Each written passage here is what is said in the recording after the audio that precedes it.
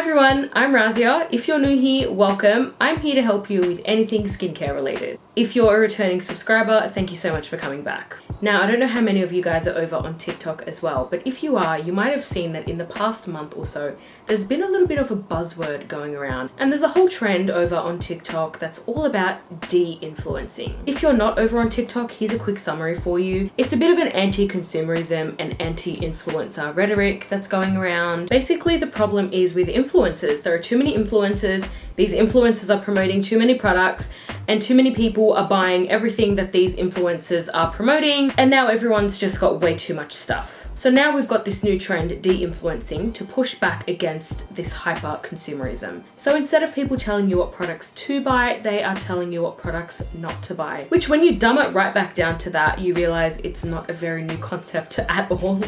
People do anti-hauls, people do hits and misses, people tell you what to not buy, what they recommend, what they don't recommend. It's not a revolutionary concept, but I guess it's a revolutionary concept to TikTok. So anyway, you can go through some of my old videos from last year. I did plenty of hits and misses videos. One of my favorite things is to tell people what to not buy. So that's what we're going to be doing today. I'm going to de-influence you from some of these products. These are just some products that I tried recently that just did not work for me. This first product definitely did have a little bit of a moment over on Instagram. Let me know in the comments down below if you've heard of this or even tried it out. This is the Vela Days Lipid Complex Cleansing Balm. So this was gifted to me, as a lot of products are, and I was excited to try it because I'd seen quite a few of my fellow skincare influencers over on Instagram talking about this one and really liking it. It's an Australian brand. What sets this brand apart from others is that they use cannabis sativa seed oil in a lot of their products. It's pretty expensive as well. This is $80 or $90 for this one. So I gave this one a few rounds. I didn't really like the texture of the balm. I like a really buttery, really smooth balm. This one just had a little bit too much tug. It wasn't as buttery as I would have liked. It had a smell to it. I really do not like the smell of this one. It gets rid of makeup well enough, but when I would rub it around the eye area to get rid of mascara, eyeshadow, all of that stuff, it really burned my eyes as well. Quite a few people like this one, but you know, every skincare product is not for everyone. And unfortunately, this one just was not for me. If you've tried this one, I'd love to know your thoughts in the comments. Or if you've tried anything else from this brand, also let me know. I actually have a couple beauty items that I'm going to cover in this de-influencing video, and the first one is this Kosas Airbrow Brow Gel. So this is the clear one, obviously. This one actually isn't mine, this is my sister's, but I'm just borrowing it for demonstration purposes for this video. I actually tried the tinted one of this brow gel, but I can't find it anywhere. I don't know where I put it. I've obviously misplaced it. Or maybe I've thrown it out. I can't remember, I can't find it. So I don't know how the clear one works, I haven't tried it. I'm gonna be talking about the tinted one. So the tinted one, when I first got it and I first tried it, I really liked it. It did a good job of like tinting the brows and giving them a good hold, and it's got like fibers in there as well, so it, you know, adds that like texture to your brow basically. But after using it for a while, maybe like a month or so, it really dried up and all of a sudden it was pretty much unusable. So what I had to do to get the product on the brush, I'd have to really like work it on the brush and then apply it. But then what happened, because the product is obviously all dried up and crusty in the tube and it's not a nice liquid anymore, it didn't go onto my brows nicely at all, and it basically made them really look thick and chunky and like blocks. So it very quickly became unusable, which is very unfortunate because for the first few weeks or the first month that I was using it, I actually really liked it, and they've got a really nice shade range for the brows as well. I really don't know why it's dried up so quickly. I did see other people talking about it online, and they had a similar experience. So the brow gel that I just went back to using is the Benefit Gimme Brow. I used this long before trying Kosas, and I ended up just going back to it. It's just such a good brow product. You can use it for ages and ages and it doesn't dry up. You've got a nice tiny little one there, so you're able to really get into your brows. It just does the job. So this is my trusty Benefit brow gel. I'm not done speaking about brow products. So the next type of brow products that I want to talk about are these laminating brow products that I'm seeing everywhere now. So the first one that I tried was from the Quick Flick. You know that brand that did the eyeliner stamps? They've done a sunscreen now, and they've also got this laminating gel. So this is the Quick Brow Sculpting Lamination Gel, And then Models Prefer came out with a dupe of that one as well. And then Benefit came out with a brow wax. And also now Emco Beauty has come out with a dupe of a laminating gel as well. So basically now you've just got all these different brands coming out with laminating brow products. So this Quick Brow one, I really did give it quite a few tries and it just wasn't for me. The first thing is the packaging was really annoying. This lid just didn't stay on. So every time I would go to open the product, this lid basically would not stay on, which is really, really annoying. And it's actually got a crack in it as well. So now it really is never gonna stay on. The actual brow wand I found to be really scratchy when I would back comb and then I would comb through my lash. And I found this wand to be really scratchy, so it really scratches the skin as you're doing it, which is not a fun feeling.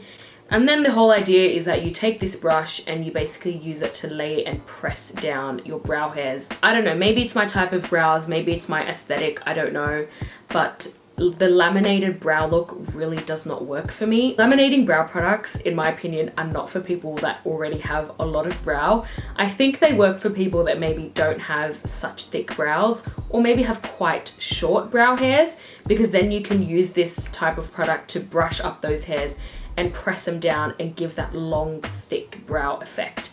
But if you already have long, thick brows, a product like this is just gonna make your brows look crazy. Not in a good way. The next product that was a bit of a miss for me is the Go-To Nifty 50. This is their SPF 50 that they came out with, I think towards the end of last year, I can't really remember.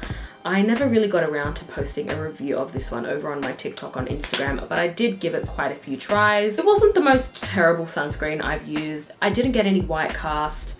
You know, it was a chemical sunscreen, so it was easy enough to blend down with no white cast, which is good, but I couldn't get past the pilling. This one pilled every single time I used it. No matter what I tried, no matter what I layered underneath, no matter what I did, it would pill like crazy. And I'm not the only one that had this experience, because a lot of people were commenting on Go-To's Instagram with the same complaint, which is unfortunate. And I think, I don't know if I'm imagining this, I don't know if it's still up, but I think at some point they even made a post with tips on how to avoid pilling. So clearly it was a problem that a lot of people were bringing up, enough that they thought they would even address it. Pilling is one of the #1 annoying things that can happen when using a sunscreen, and once that starts happening, it's an immediate turn off for me, I'm not gonna lie. Especially if your sunscreen's about $50, which I think this one is. It better not have any issues for $50, you know what I mean? And another thing I didn't really like about this one either, it was a little bit on the greasy side. It was kind of heavy and kind of greasy, and I'm a dry skin, glowy skin, thick moisturizer girl, but even for me, this one wasn't ideal. Oh, and now that I've pumped it on the back of my hand, I've just remembered another thing I didn't like about this. The fragrance. They've got their natural fragrance in this one.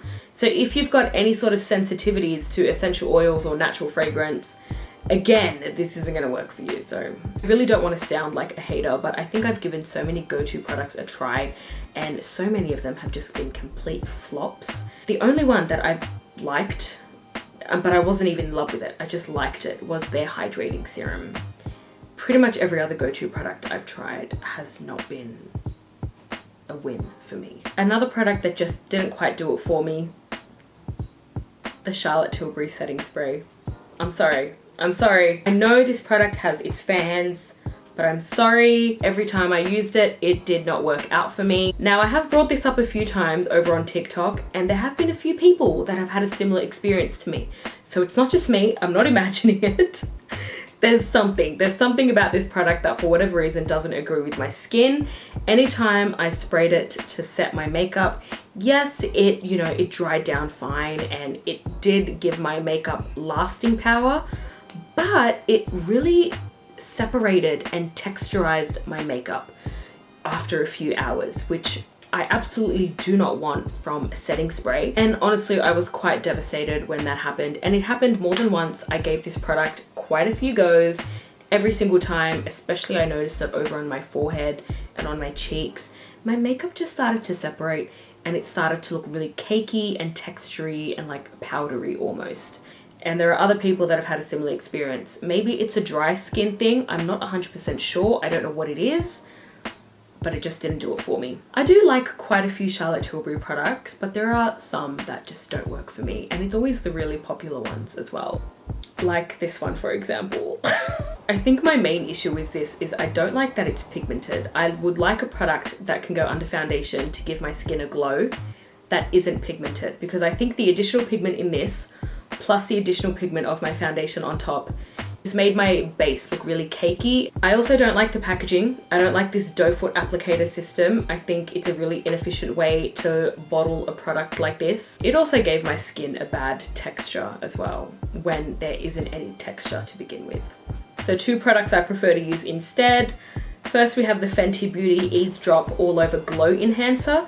This gives your skin glow without any pigment, and it's just the perfect amount of sheen. Really like this, and it's very lightweight as well, so it won't add too much texture or layering or cakiness to your makeup. Or we've got the old school MAC Strobe Cream. I think everyone's forgotten about this one. So that wraps up my de-influencing, my products that didn't work for me, my hits and misses. If you've had any similar experiences to any of these products, please let me know down below. I need to know that I'm not alone in this. Go check out last week's video if you haven't already. I did a brand review for Bioderma, which has become one of my favorite chemist brands. Make sure you give this video a like if you enjoyed it. Make sure you subscribe if you haven't already, and I will see you in the next one.